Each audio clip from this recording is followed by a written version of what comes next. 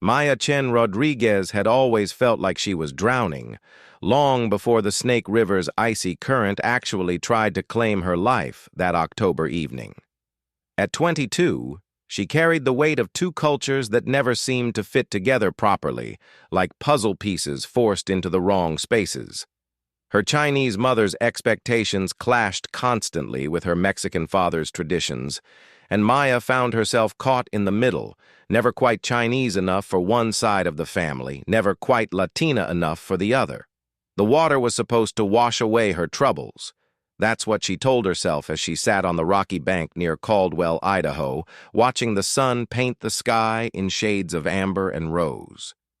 She'd driven 3 hours from Boise after another explosive argument with her parents about her phase, their word for her relationship with Sarah, the woman she'd been quietly dating for 8 months.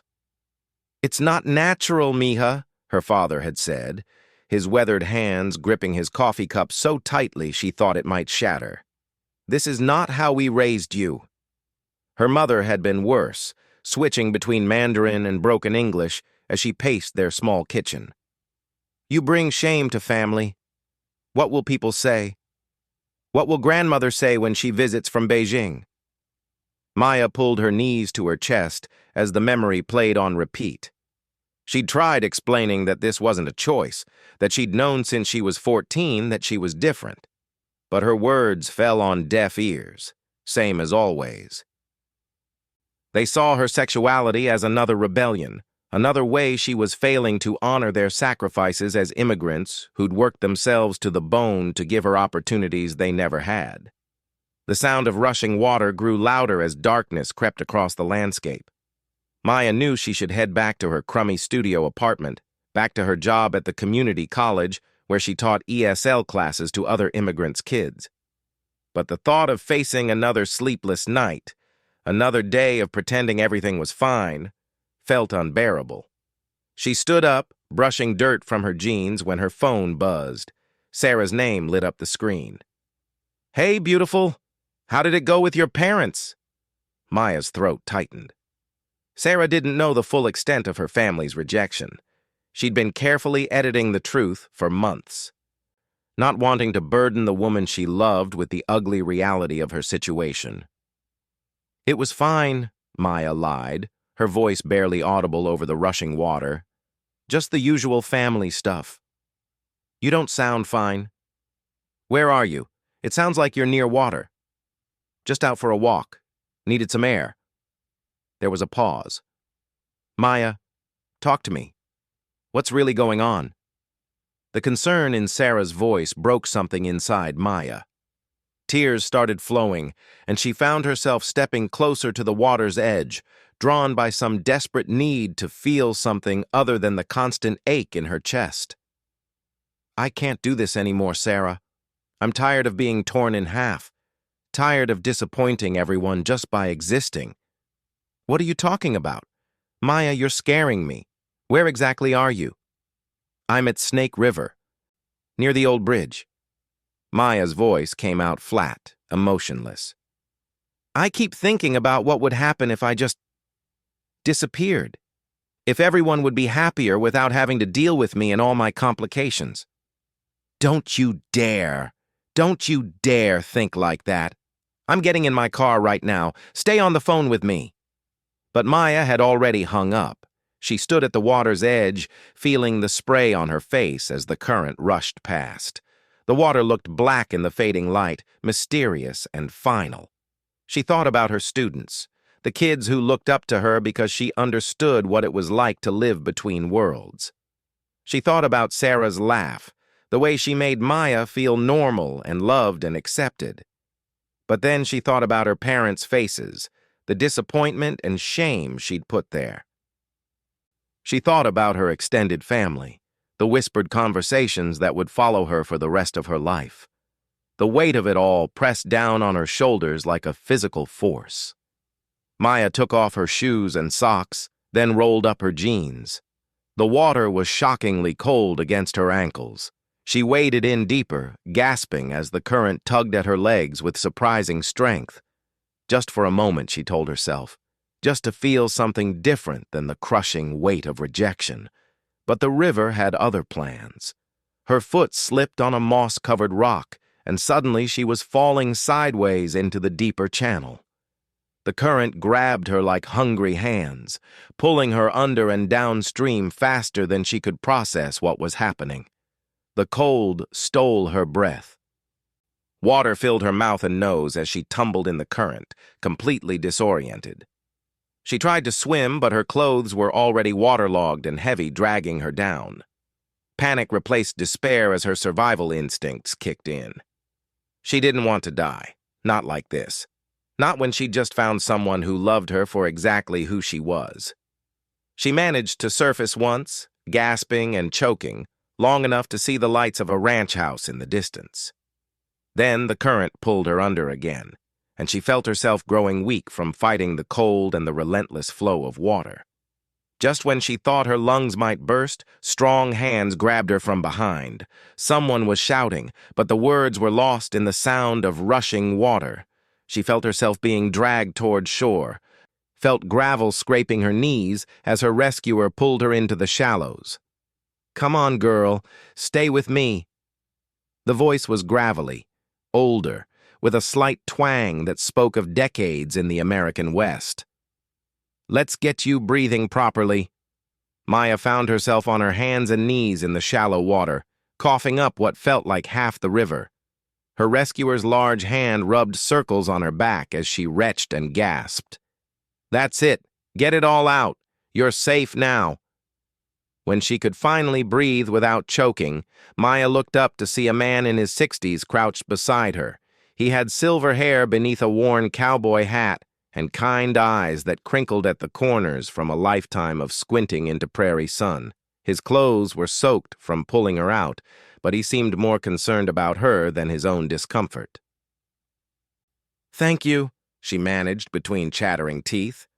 "I slipped and no need for explanations right now.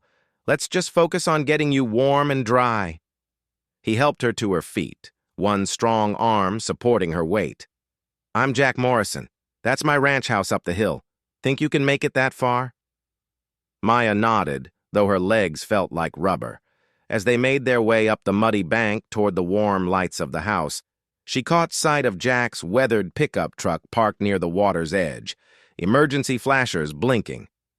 "Were you just driving by?" she asked through chattering teeth. "Was checking on some cattle in the lower pasture when I saw someone by the water. Good thing, too. That current's claimed more than a few folks over the years." Jack glanced at her sideways. "You local?" "From Boise. I teach at the community college there." Long way from home to be taking a walk in the dark. Maya didn't respond. How could she explain that home didn't feel like home anymore? That she'd driven out here to escape the suffocating weight of family expectations and cultural obligations that felt impossible to fulfill? The ranch house was modest but welcoming, with a wraparound porch and warm light spilling from the windows. Jack guided her up the steps and through the front door, calling out as they entered. "Elena, need some help out here." A woman in her 50s emerged from what looked like the kitchen, drying her hands on a dish towel. She had kind eyes and graying brown hair pulled back in a practical ponytail. "Good heavens, Jack. What happened?" "Pulled this young lady out of the river. She needs dry clothes and something warm to drink." Elena immediately took charge, guiding Maya toward a bathroom while Jack disappeared to find towels and dry clothes. Maya caught a glimpse of herself in the bathroom mirror and was shocked by what she saw. Her long black hair hung in wet ropes around her pale face, and her lips had a blue tinge from the cold. Elena returned with an armload of warm clothes, sweatpants, a heavy flannel shirt, thick socks, and a wool sweater that looked like it would swallow Maya whole. "These should fit well enough for now. There's shampoo and soap if you want to wash off the river water. Take as long as you need." Elena's voice carried a slight accent that Maya couldn't quite place. "I'll make some tea and warm up some soup." Maya stood under the hot shower until her skin turned pink and she stopped shivering. The borrowed clothes were too big but wonderfully warm and soft. When she emerged from the bathroom, she found Jack sitting at the kitchen table while Elena bustled around the stove. "Feeling better?" Jack asked, gesturing toward an empty chair. "Much. Thank you, both of you." Maya sat down, accepting the mug of tea Elena placed in front of her. It was some kind of herbal blend that tasted like home should taste, warm and comforting and safe. "So," Jack said after a few moments of comfortable silence, "want to tell me what really brought you out to the river tonight?" Maya stared into her tea, watching the steam curl up into the warm kitchen air. These strangers had saved her life and opened their home to her without question. The least she could do was be honest. "I had a fight with my parents about who I am, who I love. They can't accept that I'm gay. They think I'm bringing shame to the family, disappointing them after everything they've sacrificed." The words tumbled out in a rush. "I didn't go to the river to... I wasn't trying to... I just needed space to think. But then I slipped, and the current was so strong." Jack nodded slowly. Elena set a bowl of soup in front of Maya, something that smelled like heaven and had vegetables she recognized from both her mother's and father's cooking. "Family expectations can be a heavy burden," Jack said quietly. "Especially when you're trying to honor traditions that feel like they're at war with who you really are." Maya looked up at him in surprise. She'd expected judgment, maybe some awkward platitudes about things working out. Instead, she saw understanding in his weathered face. "You speak from experience?" Jack glanced at Elena, some unspoken communication passing between them. Elena nodded slightly.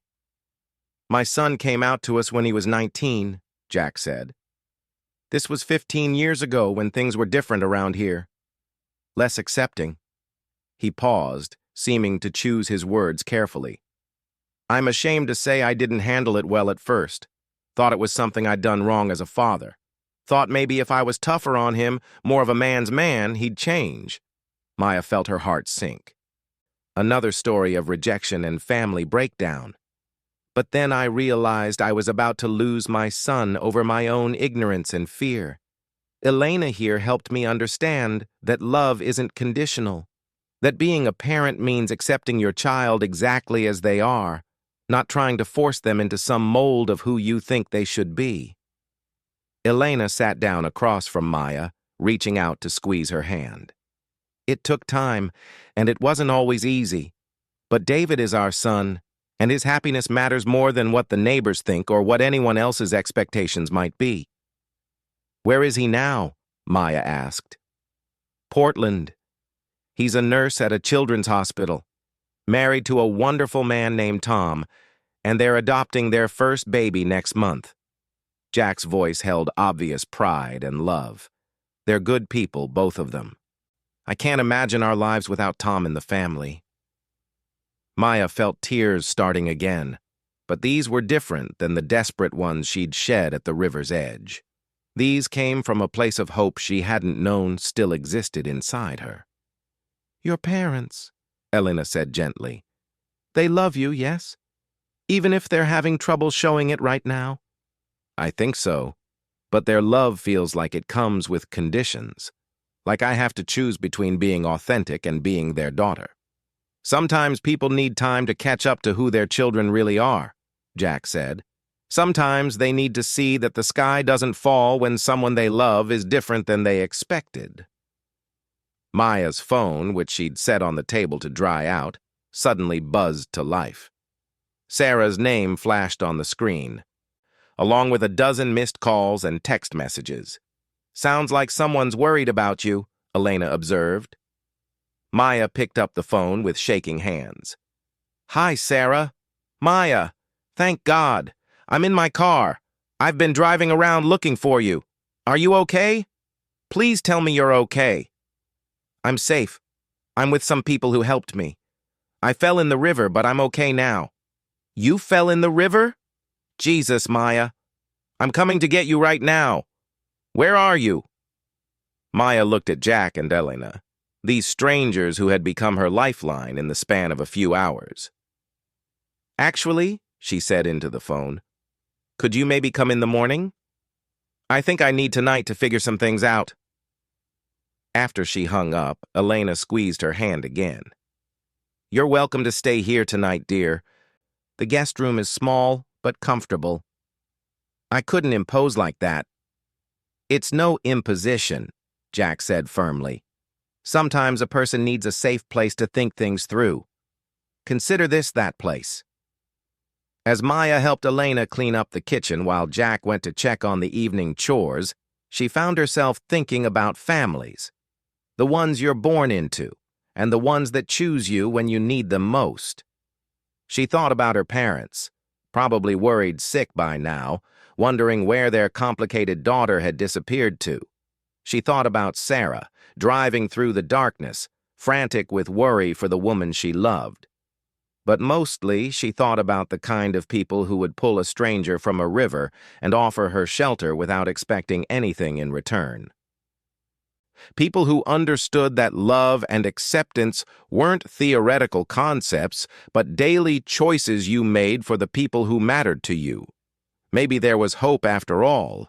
Maybe it was possible to build a life where being true to yourself didn't mean losing the people you loved. Maybe she just had to be patient while everyone else caught up to where her heart already was. That night, lying in the Morrisons' guest room listening to the wind rustle through the cottonwoods, Maya felt something she hadn't experienced in months. Peace. Not the desperate kind of peace she'd sought at the river's edge, but the quiet kind that comes from knowing you're not alone in the world. Tomorrow would bring difficult conversations with Sarah, with her parents, with herself about what came next. But tonight, she was safe and dry and cared for by people who understood what it meant to love without conditions. The last thing she heard before falling asleep was the sound of Jack's boots on the porch as he made his final check of the property, ensuring all was secure. For the first time in as long as she could remember, Maya felt truly protected. Maya woke to the smell of bacon and fresh coffee drifting through the guest room door. Sunlight streamed through white cotton curtains, and for a moment, she couldn't remember where she was. Then the events of the previous night came flooding back. The river, the rescue, the unexpected kindness of strangers who had become something more in the span of a few hours. She checked her phone and found 17 missed calls from Sarah and dozens of text messages. The most recent one sent an hour ago. "On my way. GPS says I'll be there by 9 a.m. Please be safe, my love." It was 8:30 now. Maya dressed quickly in her own clothes, which Elena had somehow managed to wash and dry overnight, then made her way to the kitchen.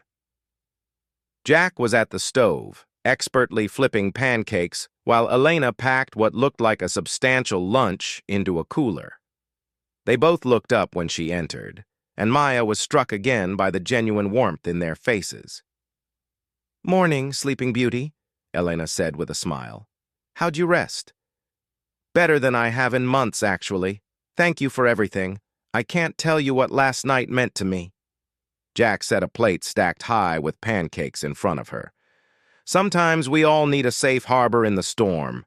Eat up. Your girlfriend called about 20 minutes ago. She's close." Maya felt her stomach flutter with nerves. Sarah had sounded frantic on the phone, and Maya wasn't sure how to explain everything that had happened without sounding like she was having some kind of breakdown. "You nervous about seeing her?" Elena asked perceptively. "A little. I haven't exactly been honest about how bad things are with my family. Sarah knows they're traditional and have some issues with me being gay, but she doesn't know they basically told me I was dead to them yesterday." Jack poured himself a cup of coffee and sat down across from her. "Why did you keep that from her?" Maya pushed pancakes around on her plate, trying to find the right words. "Sarah comes from this amazing family. Her parents are college professors who threw her a coming-out party when she was 16. Her little brother made her a rainbow cake. When she talks about family dinner or holidays, it's all warmth and acceptance and inside jokes. She looked up at Jack and Elena. How do you tell someone like that your own parents look at you like you're some kind of stranger who wandered into their house by mistake? Maybe, Elena said gently. You're not giving her enough credit. People who come from love usually have extra to give to those who need it. Before Maya could respond, they heard the sound of a car coming up the gravel drive. Through the kitchen window, Maya watched a blue Honda Civic park next to Jack's pickup truck. Sarah emerged from the driver's seat, looking rumpled and worried, her short blonde hair sticking up in places like she'd been running her hands through it. Maya met her at the door, and Sarah immediately pulled her into a fierce hug. "Don't you ever scare me like that again," Sarah whispered against Maya's hair. "When you hung up on me by the river, I thought I might lose you." "I'm sorry.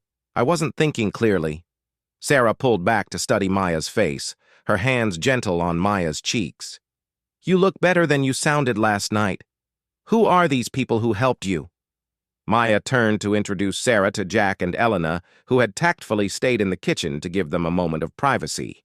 As they all sat around the kitchen table sharing coffee and conversation, Maya watched Sarah charm her way into the Morrisons' hearts with the same easy warmth that had first attracted Maya to her 8 months ago. "So you're the teacher," Jack said to Maya, but his eyes were on Sarah. "What do you do?" "Sarah, I'm a social worker. I work with kids in the foster system, trying to help them find permanent families." Sarah's hand found Maya's under the table, squeezing gently. "I know what it's like when family isn't what it should be." Elena and Jack exchanged one of their meaningful looks. "That must be challenging work," Elena said. "Rewarding, but heartbreaking sometimes too." "It is. But every now and then you get to see a kid find their people, you know. See them realize that family isn't just about blood relations. That makes all the hard days worth it." Maya felt something shift in her chest. Sarah did understand, maybe better than Maya had given her credit for. "Maya mentioned you both have a son," Sarah continued. "Do you get to see him often?" Jack's face lit up. "David and Tom are coming for Thanksgiving next week. Actually, bringing our future grandson for the first time. Elena's been cooking and cleaning for days, even though the baby won't care if the house is spotless." "I want everything to be perfect," Elena protested. "It's our first time being grandparents." Maya watched the easy way Sarah fit into their conversation, asking thoughtful questions about the adoption process and sharing stories from her work. It struck her that this was what family meals could be like, warm and inclusive, where differences were celebrated rather than hidden. Her phone rang, interrupting the conversation. Her father's number flashed on the screen. Maya's stomach dropped. She looked at the phone like it might explode, making no move to answer it. "Is that your parents?" Sarah asked quietly. Maya nodded, letting the call go to voicemail.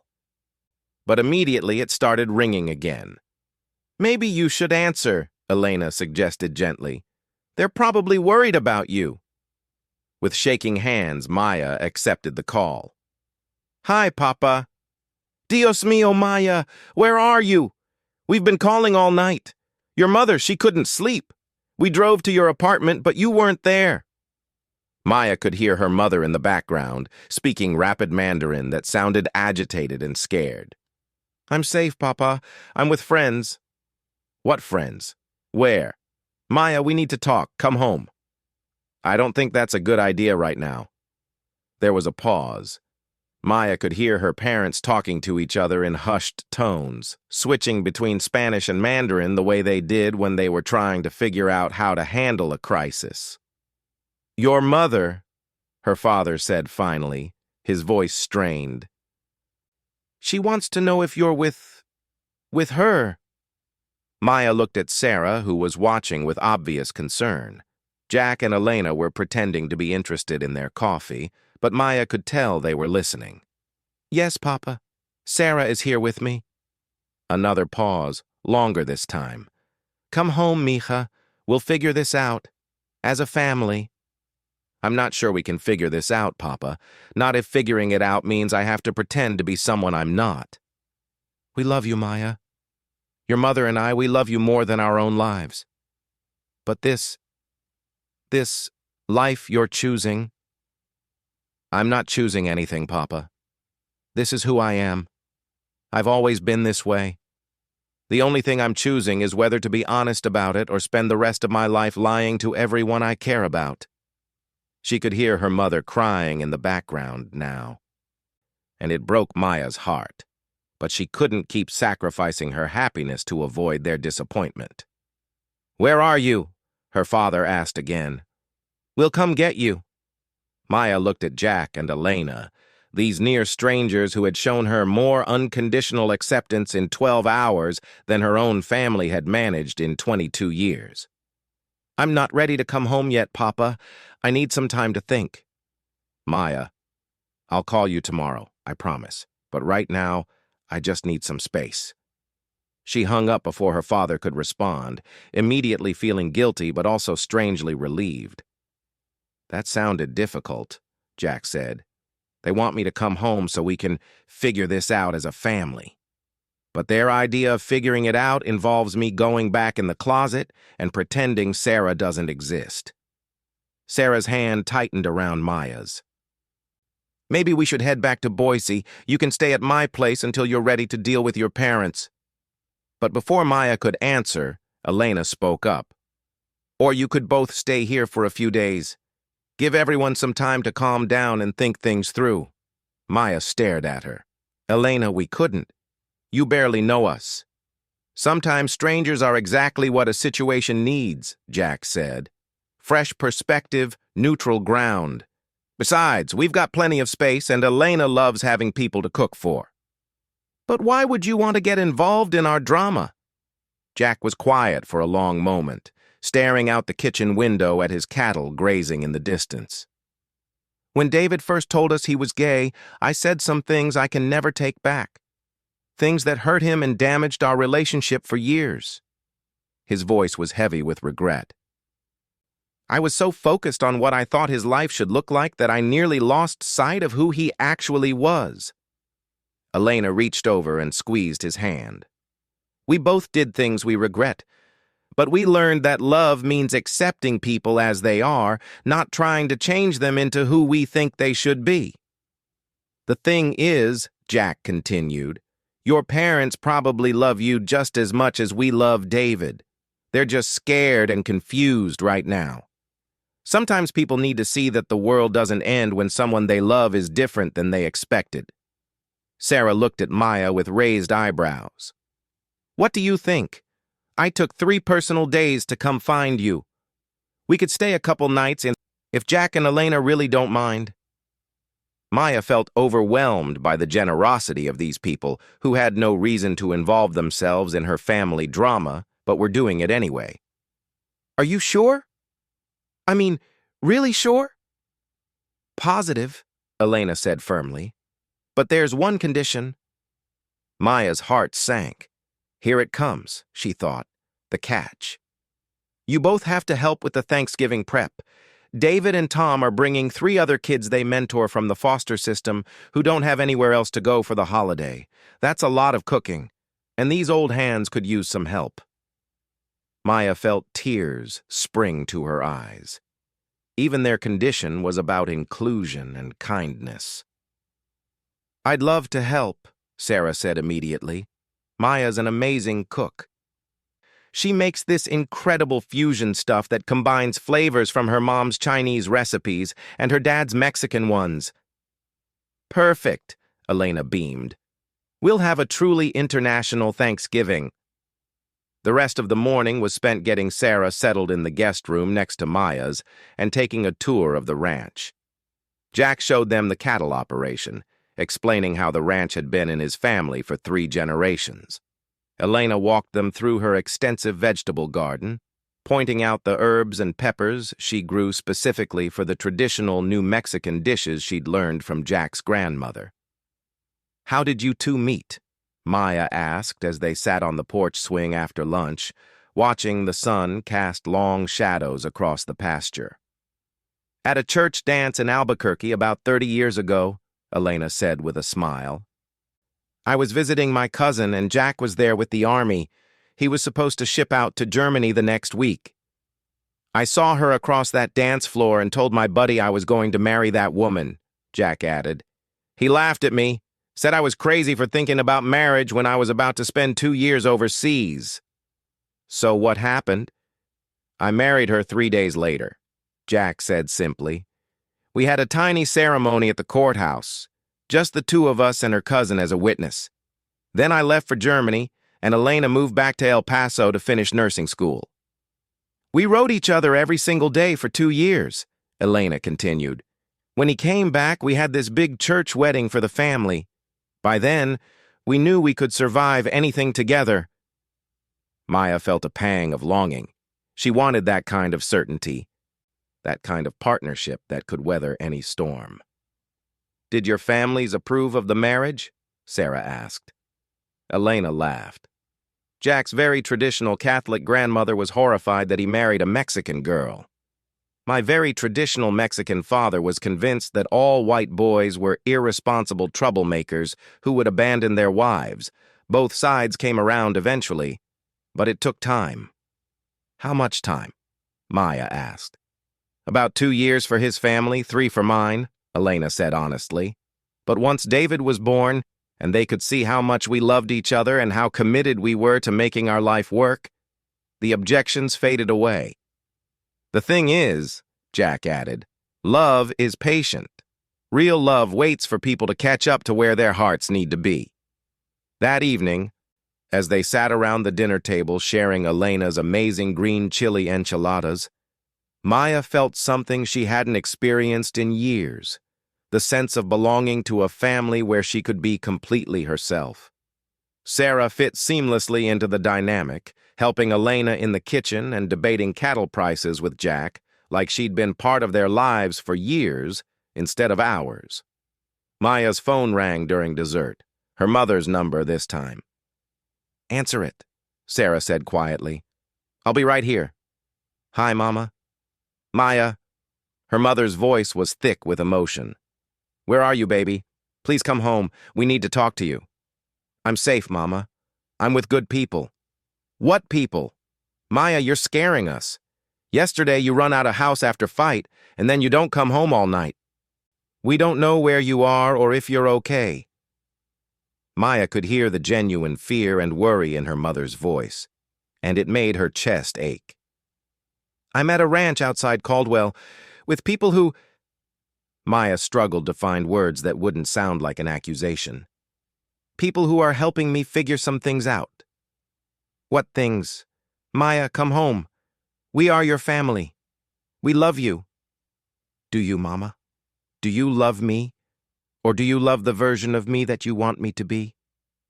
There was a long silence. Maya could hear her father talking to her mother in the background. We love you, her mother said finally. But this lifestyle you choose, it's hard for us to understand. It's not a lifestyle, Mama. It's not something I chose like picking out clothes or deciding what to eat for dinner. This is who I am. Sarah isn't some rebellion or phase. She's the woman I love, the woman I want to build a life with. But Maya, what about children? What about carrying on family name? What about honoring the sacrifices we made so you could have better life? I can have children, Mama. Gay people adopt kids.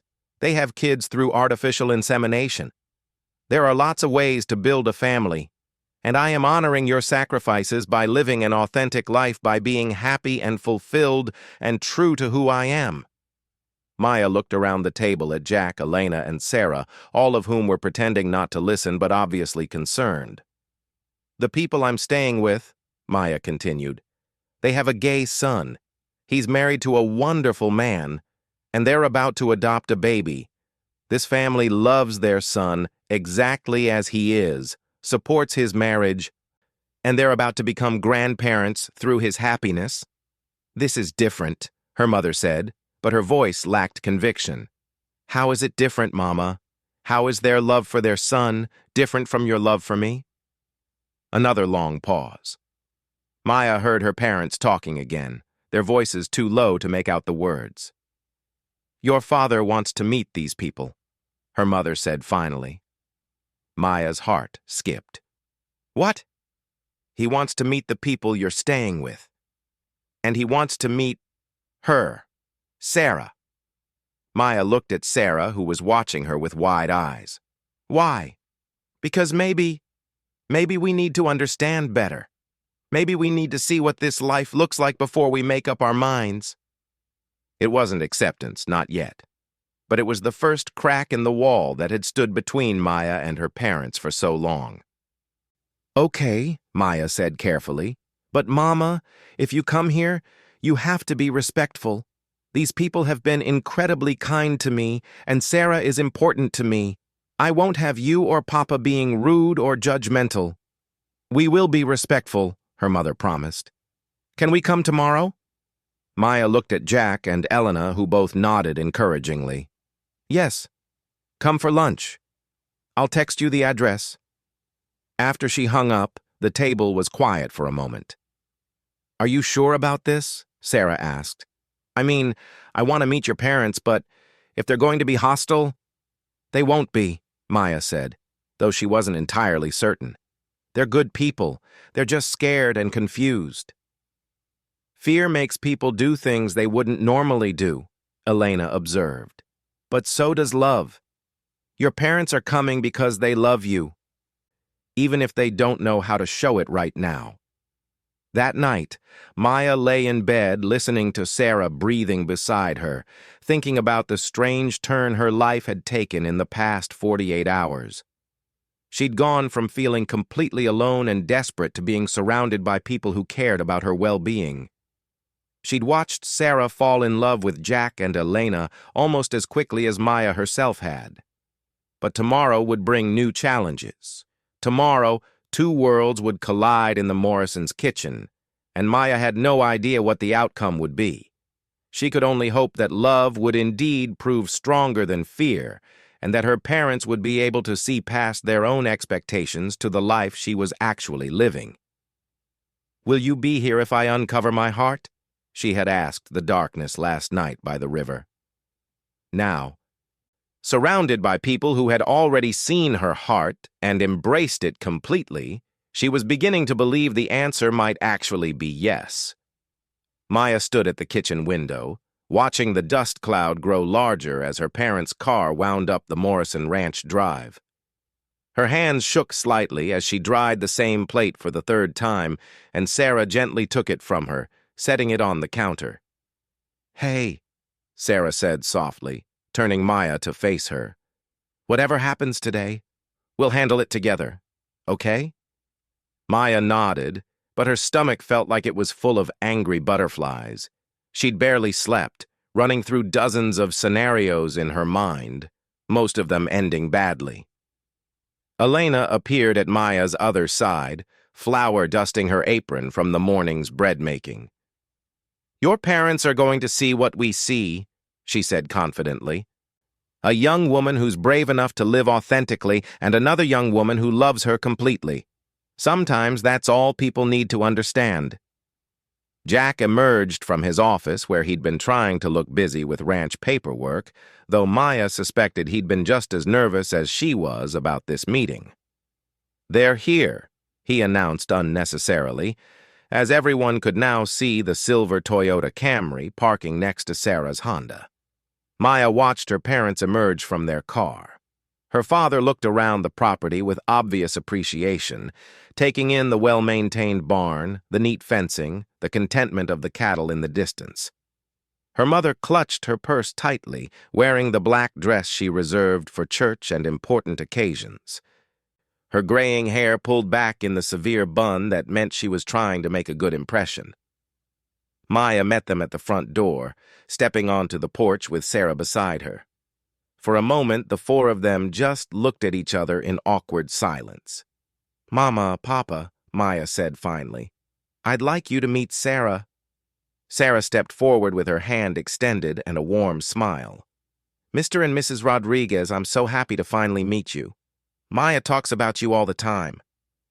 Maya's mother stared at the offered hand for a moment before taking it briefly. Her father shook Sarah's hand with a stiff nod.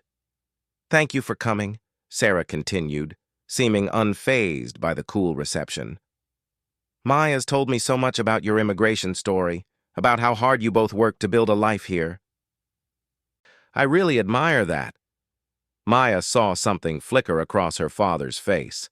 Surprise, maybe, that Sarah knew their history and spoke of it with respect. Jack and Elena appeared in the doorway, and Maya made the introductions. Her parents' demeanor shifted slightly as they shook hands with the older couple. There was something about Jack's weathered handshake and Elena's warm greeting that seemed to put them at ease, at least marginally. "Please, come in," Elena said. "I've made lunch. I hope you're hungry." As they gathered around the kitchen table, Maya watched her parents take in their surroundings. The Morrison home was clearly that of hard-working people, not fancy but comfortable and clean, with family photos covering the refrigerator and the warm smell of homemade bread filling the air. Elena had outdone herself with lunch, preparing a spread that somehow managed to honor everyone's background. There were Jack's grandmother's famous green chili enchiladas alongside Elena's traditional Mexican rice, but also Chinese-style steamed fish that Maya had taught her to make the night before, and Sarah's contribution of homemade cornbread that she'd learned from her southern grandmother. "The fish is beautiful," Maya's mother said, speaking directly to Elena for the first time. "You cook Chinese food?" "Maya taught me last night," Elena replied. "She's a wonderful teacher. She was showing me how the flavors in Chinese cooking can complement Mexican spices. Very interesting combinations." Maya's father accepted a plate and took a careful bite of the enchiladas. His eyebrows rose in surprise. "This is very good. The chili, it reminds me of the food from my grandmother's village in Sonora." "Jack's grandmother was from New Mexico," Elena explained. "She taught me all her traditional recipes when Jack and I first married." "You're Mexican too?" Maya's mother asked, looking at Elena with new interest. "My family came from Chihuahua when I was 8 years old. Jack and I met when I was visiting family in Albuquerque." Maya watched her parents process this information. Elena wasn't just any white woman who had married into an American ranching family. She was someone who had walked a similar path to their own, navigating between cultures and finding her place in a new country. "Was it difficult?" Maya's father asked. "The cultural differences?" Elena and Jack exchanged one of their meaningful looks. "Very difficult at first," Elena admitted. "Jack's grandmother didn't approve of our marriage. My father thought I was abandoning my heritage by marrying outside our culture. We had to learn to build our own family traditions that honored both backgrounds." "How long before they accepted your marriage?" Maya's mother wanted to know. "A few years," Jack said honestly. "But once David was born, and they could see how committed we were to each other and to building a good life together, the resistance faded away." Maya held her breath, waiting to see if her parents would make the connection between Elena and Jack's experience and her own situation. "David is your son?" her father asked. "Our son, yes. He's a nurse in Portland, married to a wonderful man named Tom." The words hung in the air for a moment. Maya's mother set down her fork carefully. "Your son is gay," she said. It wasn't a question. "Yes," Jack replied simply. "And we couldn't be prouder of the man he's become. He and Tom are adopting their first child next week. We're about to become grandparents." Maya's father looked confused. "But the family name? The tradition?" "Their baby will carry on plenty of tradition," Elena said with a smile. "Love, kindness, hard work, commitment to family. Those are the traditions that matter most." "But it's not natural," Maya's mother said, though her voice lacked the conviction it had held 2 days earlier. Sarah spoke up for the first time since they'd sat down. "Mrs. Rodriguez, I understand this is difficult. My own grandmother struggled with accepting my sexuality at first. She was raised in a time when being gay was considered shameful and dangerous." Maya's mother looked at Sarah with obvious surprise. "Your grandmother?" "Yes. She was born in 1930, raised very traditional Southern Baptist. When I came out, she cried for a week. She was sure I was going to hell, sure our family would be ruined." "What changed her mind?" Maya's mother asked quietly. Sarah smiled. "Time, mostly. And seeing that I was still the same granddaughter who helped her with her garden and listened to her stories. She realized that loving women didn't make me a different person. It just meant I'd found someone who made me happy." "She accepts you now?" "She passed away 2 years ago," Sarah said, her voice gentle. "But before she died, she told me that she was proud of me for having the courage to be honest about who I was. She said she wished she'd supported me from the beginning instead of wasting time worrying about what other people would think." Maya watched her mother's face, seeing something shift there. For the first time, Maya recognized the expression. It was the same look her mother got when she was really listening to one of her students, trying to understand a perspective she hadn't considered before. "Maya," her father said suddenly, "you teach the ESL classes, yes? For immigrants?" "Yes, Papa." "And this work, it's important to you?" Maya nodded, not sure where he was going with this.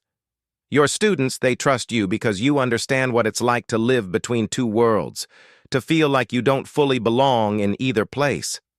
"Yes," Maya said carefully. Her father was quiet for a long moment, staring at his plate. When he looked up, his eyes were wet. "I came to this country with nothing but hope for a better life for my family.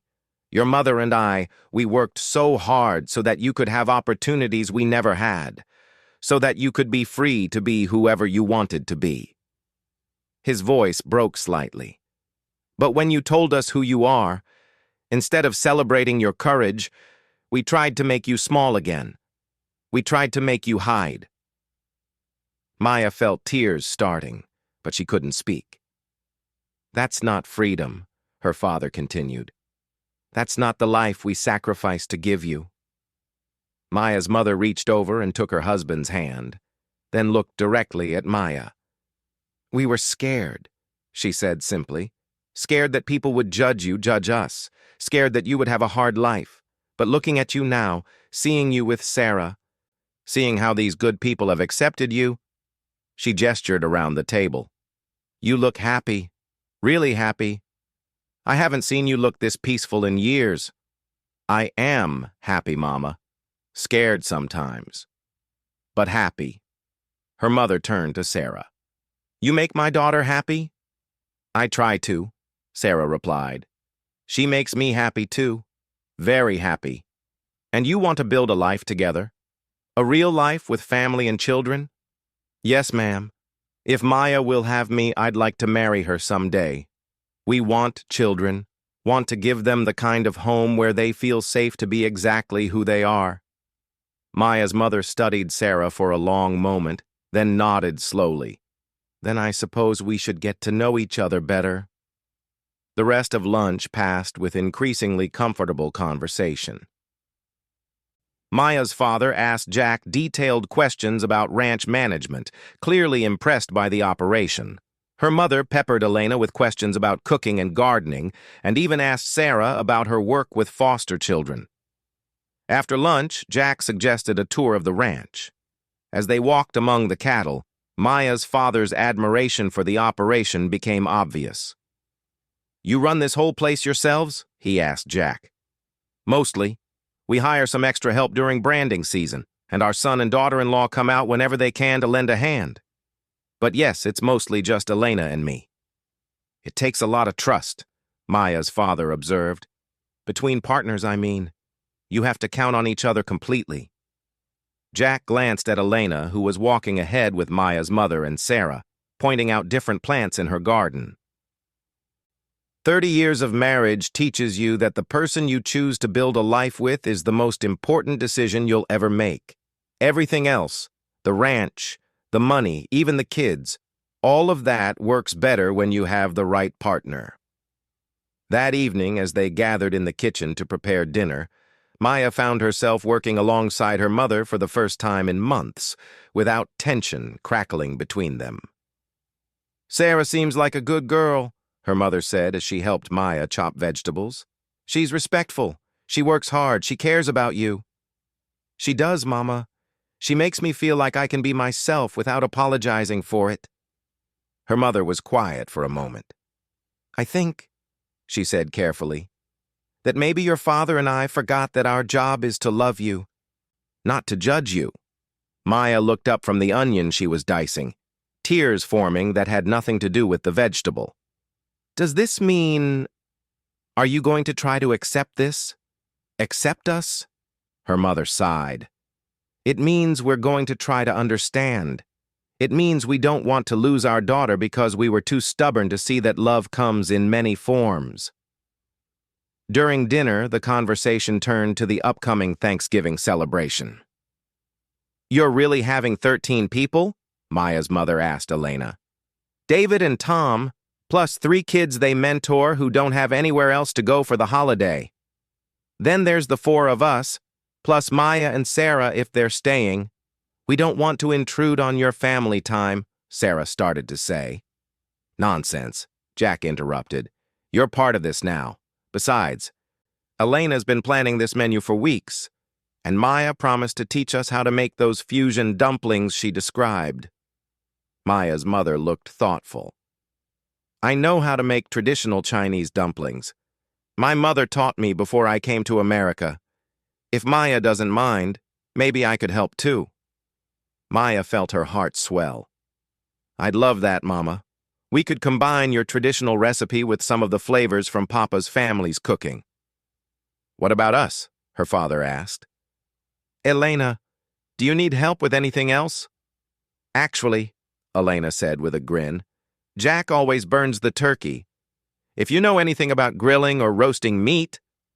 Maya's father laughed. Actually laughed.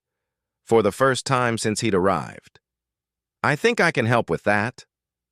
Later that evening, as they sat on the front porch watching the stars come out, Maya found herself between her parents on the porch swing, while Sarah and Elena talked quietly in chairs nearby. Jack had gone to check on the cattle one last time. "Mija," her father said quietly, "I owe you an apology. Your mother and I, we let fear make us forget what's important." "Papa, you don't have to." "Yes, I do. We raised you to be strong, to be independent, to think for yourself. Then when you did exactly that, we got scared and tried to force you back into a box that was too small for who you've become." Maya leaned against her father's shoulder, the way she used to when she was little. "I was so afraid you'd stop loving me," she whispered. "Never," her mother said firmly from Maya's other side. "We might not understand everything, but we will never stop loving you. That is not negotiable." Sarah looked over at them from her chair, smiling at the sight of Maya sandwiched between her parents. "Sarah," Maya's father called over, "come here." Sarah approached cautiously, and Maya's father gestured for her to sit on the porch railing, facing them. "I need to apologize to you too," he said. "We have not been welcoming, and that was wrong. If you're important to Maya, then you're important to us." "Thank you, Mr. Rodriguez. That means more than you know. Call me Luis, and my wife is Carmen. We're going to be family, yes?" Sarah's eyes went wide with surprise and joy. "Yes, sir. I'd like that. Very much." Carmen reached over and squeezed Sarah's hand. "Good. Then maybe you can teach me about this social work you do. I think maybe I want to understand how to help children who don't have accepting families." The next few days flew by in a whirlwind of Thanksgiving preparation. Maya's parents had decided to stay through the holiday, and watching her 2 worlds blend together felt like a minor miracle. Luis and Jack bonded over their shared love of well-maintained equipment and properly cared for animals. Carmen and Elena spent hours in the kitchen, teaching each other family recipes and swapping stories about the challenges of preserving cultural traditions in a new country. Sarah fit seamlessly into all of it, helping wherever she was needed and charming everyone with her easy laugh and genuine interest in their stories. Maya found herself cooking alongside 3 generations of women, Elena sharing her New Mexican grandmother's techniques, Carmen teaching the delicate art of dumpling folding that had been passed down through her own family, and Sarah contributing the comfort food traditions she'd learned from her southern relatives. "This is what fusion cooking really means," Carmen observed, as they shaped dumplings filled with a mixture of traditional Chinese ingredients and Luis's family's spice blend. Not just mixing flavors, but mixing love from different places. Thanksgiving Day dawned clear and cold. David and Tom arrived early with 3 teenagers in tow: Marcus, aged 16, whose parents had kicked him out for being gay; Lily, 17, who'd aged out of foster care with nowhere to go; and James, 15, whose family situation was too dangerous for him to return home. Maya watched her parents meet these kids who had been rejected by their families for various reasons, and saw something click into place in their understanding. These were good kids, polite, grateful, obviously starving for the kind of acceptance that Maya's parents were learning to offer their own daughter. "Marcus," Carmen said during dinner, "Maya tells me you want to study nursing like David." Marcus nodded shyly. "David's been helping me look at college programs. I want to work with kids in the hospital, help them feel less scared." "That's beautiful work," Carmen said. "What your family did to you, rejecting you for being gay, it was wrong. You deserve love and support, not judgment." Maya felt Sarah squeeze her hand under the table.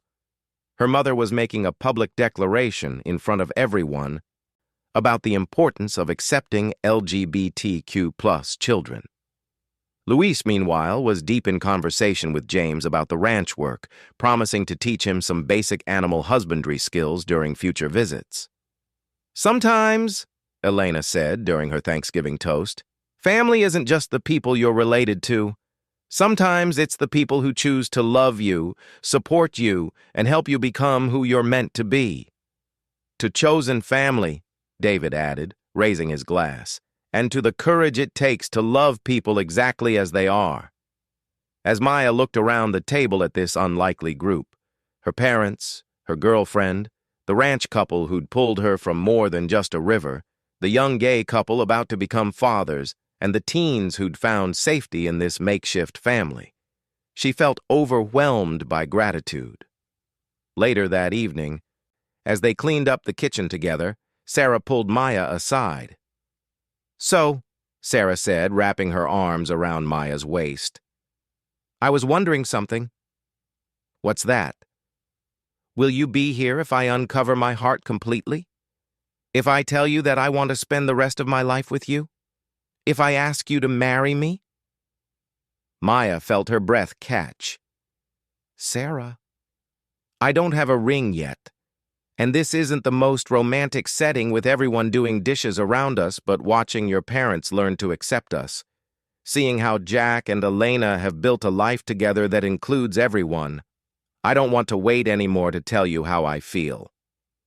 Maya looked around the kitchen at her chosen family, Elena teaching Carmen how to properly store leftover turkey, Luis and Jack debating football scores, David and Tom showing Marcus and Lily photos of their soon-to-be adopted son, James helping clear plates with the efficiency of someone who'd learned not to take meals for granted. "Yes," Maya said, loud enough that everyone stopped what they were doing to look at them. "Yes, I'll be here. I'll marry you. I'll build a life with you. I'll be here for all of it." The kitchen erupted in cheers and congratulations. Carmen immediately started crying and rushed over to hug both Maya and Sarah. Luis clapped Jack on the back and declared that they'd need to start planning a wedding that honored everyone's traditions.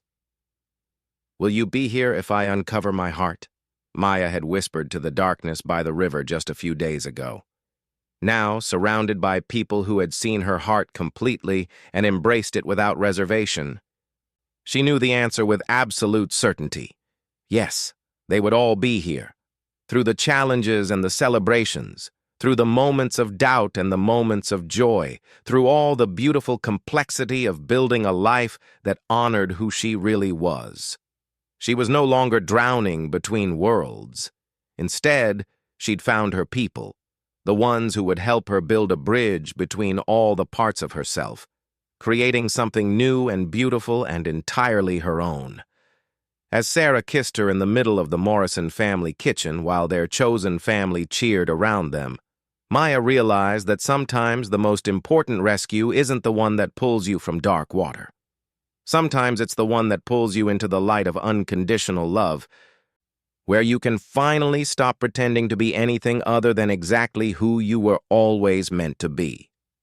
The current that had threatened to carry her away had instead delivered her to the exact place she needed to be, with the exact people she needed to find. And for the first time in her life, Maya Chen Rodriguez knew with absolute certainty that she was home.